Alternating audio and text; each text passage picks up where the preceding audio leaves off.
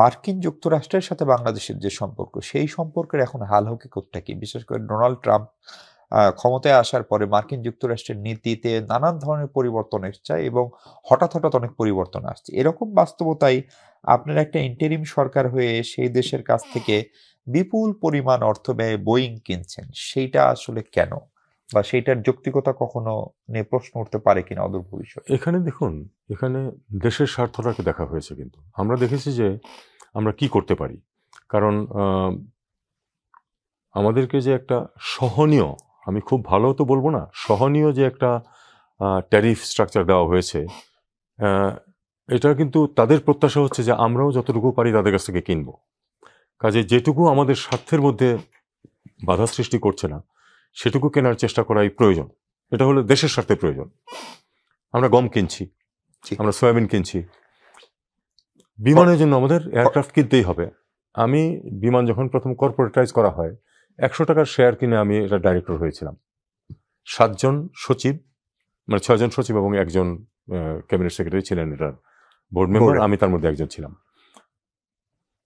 অনেক বছর পরে প্রথমবারের মতো কিন্তু আমরা নেগোশিয়েট করে 10টি বিমান বোয়িংয়ের কাছ থেকে কেনার ব্যবস্থা করেছিলাম। পরে আর 1-2টো বোয়িং কেনা হয়েছে, আর ছোট ছোট কয়েকটা এয়ারক্রাফট কেনা হয়েছে। তার মানে বেসিক্যালি কিন্তু সেই এয়ারক্রাফটগুলি অনেক পুরনো হয়ে গেছে ইতিমধ্যেই। এগুলি রিপ্লেসমেন্ট লাগবে এবং এক্সপানশনও লাগবে। বিমান স্বাভাবিকভাবে যেটা হয়, ডায়াসপোরা ট্রাফিকের অর্ধেক কিন্তু ওই দেশের বিমান ক্যারি করা, নর্মালি এটা হলো নর্ম। বিমানের উচিত ছিল অর্ধেক প্যাসেঞ্জার ক্যারি করা, আমরা তার ধারে কাছে নেই এখন। আপনারা জানেন যে আমাদের হয়তো একটা ফ্লাইট, আর অন্যান্য এয়ারলাইন্সের একই ডেস্টিনেশনে 3-4টা ফ্লাইট। তো এটা আমাদেরকে করতেই হবে। আর আমরা যে বোয়িংগুলি কেনার চিন্তা করছি, এটা দুটো কারণ আছে। এক হলো যে আমাদের ফ্লিট ছোট। এটা কিন্তু আমি একেবারেই আমার ক্ষুদ্র যে নলেজ অ্যাবাউট, যেহেতু আমি ছিলাম 2 বছর বোর্ড মেম্বার, এই জন্য আমাদের যে ছোট সাইজের যেই ফ্লিট, সেখানে আপনার দুটো মেজর টাইপের কাছে যাওয়া উচিত না। কারণ এখানে আপনার পার্টস রাখা, ইঞ্জিন মেনটেনেন্স করা অনেক সহজ আপনি যদি একই ধরনের কেনেন। বড় বড় এয়ারলাইন্সগুলি কিন্তু তারা কি করে, 50টা বোয়িংয়ের অর্ডার দেয়, 40টা এয়ারবাসের অর্ডার দেয়, কারণ তাদের 80টা 90টা এয়ারক্রাফট। আমরা এয়ারক্রাফট কিনবই আগামী অনেক বছরে, এই 20-25টা। যে কয়টা আমরা অর্ডার দিয়েছি কালকেই কিন্তু এই প্লেনগুলি আমাদেরকে দেবে না। শুধু বুকিং মানি দেওয়ার পরে কিন্তু তারা ওই ব্যাক ক্যালকুলেট করে টাকা নেয়, অর্থাৎ আমাদের কিন্তু খরচ করতে হচ্ছে না। যেদিন ডেলিভারি হবে সেখান থেকে তারা ব্যাক ক্যালকুলেট করে কবে থেকে আমার প্লেনটা তৈরি শুরু হলো। এখনই তৈরিও শুরু করবে না তারা, কারণ তাদের তো সব জায়গা থেকে অর্ডার আসছে। কাজে এটা আমি মনে করি যে আমাদের বিমানের স্বার্থে এবং দেশের স্বার্থে করা হয়েছে। কিন্তু স্যার, আপনার কথা থেকে তো একটা বিষয় স্পষ্ট হতো যে এইটা আসলে ট্যারিফ লজিক্যাল রাখার শর্ত পূরণের অংশ হিসেবেও হয়তো এটা করতে বাধ্য। আমি শর্ত না বলে আমি বলবো যে প্রত্যাশা পূরণের অংশ, কারণ এগুলি নিয়ে আলাপ আলোচনা হয়েছে। ওদেরও প্রত্যাশা আছে কিছু। আমাদের যেমন প্রত্যাশা ছিল যে ট্যারিফ কমানো হবে, 37 থেকে 20-এ নিয়ে আসা হয়েছে।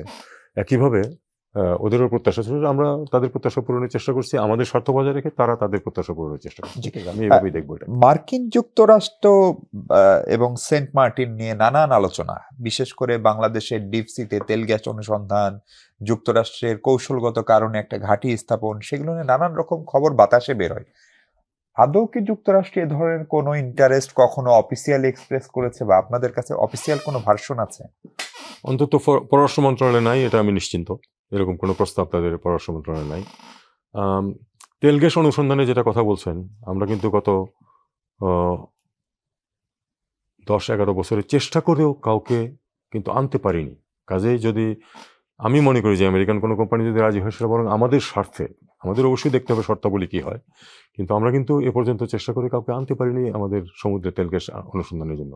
অথচ আমরা জানি যে সেখানে প্রসপেক্ট আছে, কারণ এটা দুই পাশেই গ্যাস পাওয়া গেছে, পূব পাশে এবং পশ্চিম পাশে, মিয়ানমার এবং ইন্ডিয়াতে, ভারত। কাজেই সম্ভাবনা থাকা সত্ত্বেও আমরা পারছি না, সেটা আমাদের দেখতে হবে। সেখানে যদি আমরা মার্কিন কোনো কোম্পানিকে নিয়ে আসতে পারি সুবিধাজনক শর্তে, আমি তো মনে করি সেটা আমাদের স্বার্থেই ঘটবে।